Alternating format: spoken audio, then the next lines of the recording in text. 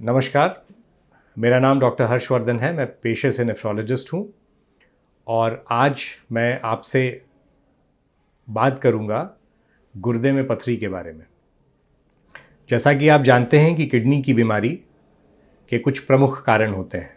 उनमें सबसे कॉमन होता है डायबिटीज़, ब्लड प्रेशर, किडनी की आनुवांशिक बीमारियाँ, दर्द की दवाइयों का अनवरत सेवन और गुर्दे में बार बार पथरी बनना भी आपके किडनी को प्रभावित कर सकती है।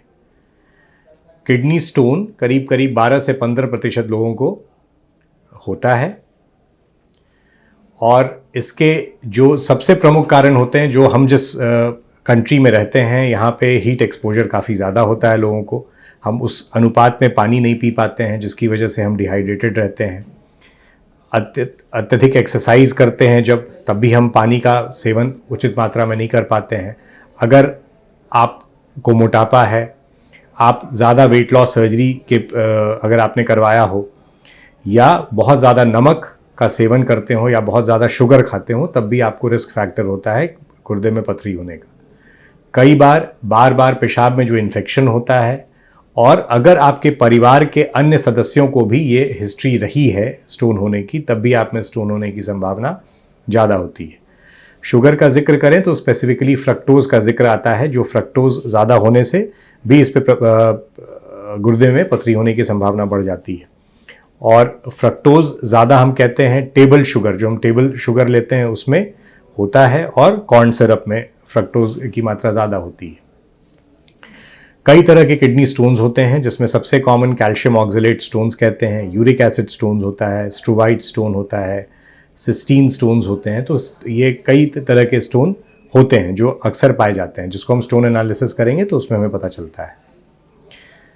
और आपको गुर्दे में पथरी है ये कैसे पता चलता है? तो कई बार तो ये बहुत साइलेंट रहता है, हमें और आपको पता नहीं चल पाता है। हम कई और कारण से अगर हम अपना अल्ट्रासाउंड कराने जाते हैं या एक्सरे कराने जाते हैं तो हमें पता चलता है। कई बार एक वेग किस्म का पेन होता है आपके दोनों तरफ, कमर के दोनों तरफ, तब आपको पता चलता है। पेशाब में ब्लड जब आता है तब पता चलता है। कई बार यूरिन में इन्फेक्शन होना, फीवर आना, और कई बार आपके पेशाब से पथरी निकलना, जिसको हम लोग लिथूरिया बोलते हैं। अगर ऐसा भी जब भी होता है तब भी हम कहते हैं कि भाई आप अपने गुर्दे में पथरी को ज़रूर दिखवाएं।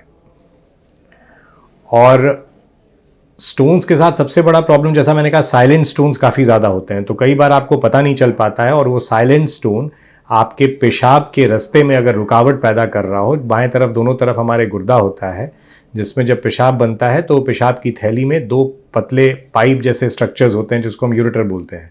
अगर उसमें वो अवरोध पैदा करे तो कई बार उसकी वजह से हमारे ग्रेजुअली दोनों किडनी ख़राब होने लगती हैं।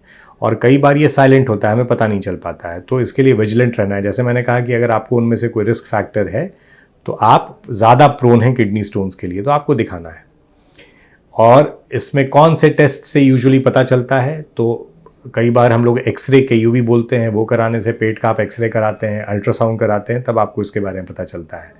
CT स्कैन से स्टोन के बारे में आपको इसका आइडिया लगता है। किडनी स्टोन अगर आपको बार बार हो रहा हो तो हम कहते हैं कि आप रिकरेंट स्टोन फॉर्मर्स हैं। और स्टोन फॉर्मर में अक्सर कुछ टेस्ट्स कराने ज़रूरी होते हैं, ये देखने के लिए कि आप में बार बार स्टोन क्यों बनता है।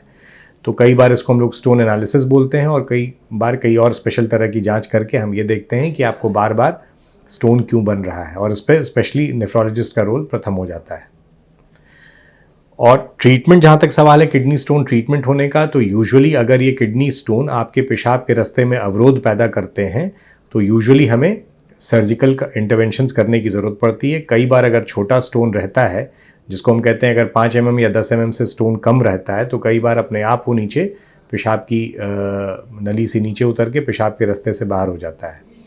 अगर ये परसिस्टेंट रहा और पेशाब के रास्ते में अगर रुकावट पैदा कर रहा है तो आपको कई बार सर्जिकल इंटरवेंशंस कराने की ज़रूरत पड़ती है। उसमें बहुत तरीके का इंटरवेंशन है। एक हम PCNL कहते हैं, जिसमें अगर बहुत सारा स्टोन्स है तो आपके बाईं तरफ से PCNL सर्जरी होती है। एक हम कहते हैं कि अगर नीचे पेशाब के यूरेटर में अगर स्टोन नीचे है तो हम कई बार स्कोप के ज़रिए उसे बाहर कर देते हैं। और अगर छोटा स्टोन है और अगर वो पेशाब की नली में नीचे पड़ा हुआ है तो कुछ दवाइयाँ भी होती हैं, जैसे हम 1-2 दवाइयाँ हैं जिनको देने से वो कई बार बाहर निकल जाता है। बट मुख्यतः ज़्यादा पानी का सेवन करें। ज़्यादा पानी से क्या मतलब है? ज़्यादा पानी का मतलब ये होता है कि आप इतना पानी पिएं कम से कम जिससे आपको 2 से 3 लीटर पेशाब कम से कम दिन भर में हो जाए। तो इसी को कहते हैं ज़्यादा फ्लूइड इनटेक होना। अदरवाइज़ कोई फ्लूइड इनटेक का ये एक मापदंड होता है जिससे हम कह सकते हैं कि आप ज़्यादा पानी का सेवन करें। किडनी स्टोन अगर लॉन्ग टर्म रहता है तो उससे हमें क्यों निकालना ज़रूरी होता है? क्योंकि किडनी स्टोन अगर लंबे समय तक रहता है तो वो स्टोन का साइज़ बढ़ सकता है, बार बार आपको स्टोन में इन्फेक्शन हो सकता है, और अगर स्टोन दोनों तरफ किसी तरह का रुकावट पैदा कर रहा हो तो उसकी वजह से आपकी किडनी का परमानेंट डैमेज भी हो सकता है। और ख़ास तौर पे ये भी इम्पॉर्टेंट है जानना कि अगर आप यंग हैं और आपको बहुत यंग स्टेज पे आपको किडनी स्टोन होने की वजह से किडनी में ख़राबी हो गई है और आगे होके अगर आप ट्रांसप्लांट के लिए भी जाते हैं तब भी आपको कुछ एनालिसिस करना होता है, जिसमें ख़ास तौर पे एक चीज़ होती है जिसको हम लोग प्राइमरी हाइपरऑक्सीलूरिया बोलते हैं। वो चीज़ देखना बहुत ज़रूरी है, क्योंकि कई बार जो आपकी नई किडनी आपको लगाई जाती है उसमें बार फिर से स्टोन बन के वो किडनी ख़राब हो सकती है। इसलिए इन चीज़ों को जानना बहुत ज़रूरी है। अगर आपको एक बार किडनी स्टोन होता है तो 50 से 60% संभावना है कि आपको दोबारा फिर से स्टोन हो और आपको आने वाले 5 से 7 साल में, जिसको हम लोग बोलते हैं चांसेस ऑफ रिकरेंस, जो कि काफ़ी कॉमन होता है। और किडनी स्टोन, जैसा बार बार मैंने कहा कि भाई हम कैसे किडनी स्टोन होने की संभावनाओं को कम कर सकते हैं, तो पानी खूब पिएं, ज़्यादा नमक नहीं लें, ज़्यादा शुगर नहीं लें, एक उचित मात्रा में नमक या शुगर का इस्तेमाल करें, ज़्यादा फ्रूट्स एंड वेजिटेबल्स, ज़्यादा फाइबर डाइट लें, और कुछ चीज़ होती है जिसमें लो ऑक्जेलेट्स होता है वो लें। ज़्यादा साग का इस्तेमाल ना करें। अगर आप अल्कोहल का सेवन करते हैं तो उसको बंद करें। अगर आप रेड मीट का सेवन ज़्यादा करते हैं तो उसको बंद करें। तो ये सब कुछ प्रिकॉशंस हैं जिससे हम किडनी स्टोन होने की संभावनाओं से बच सकते हैं।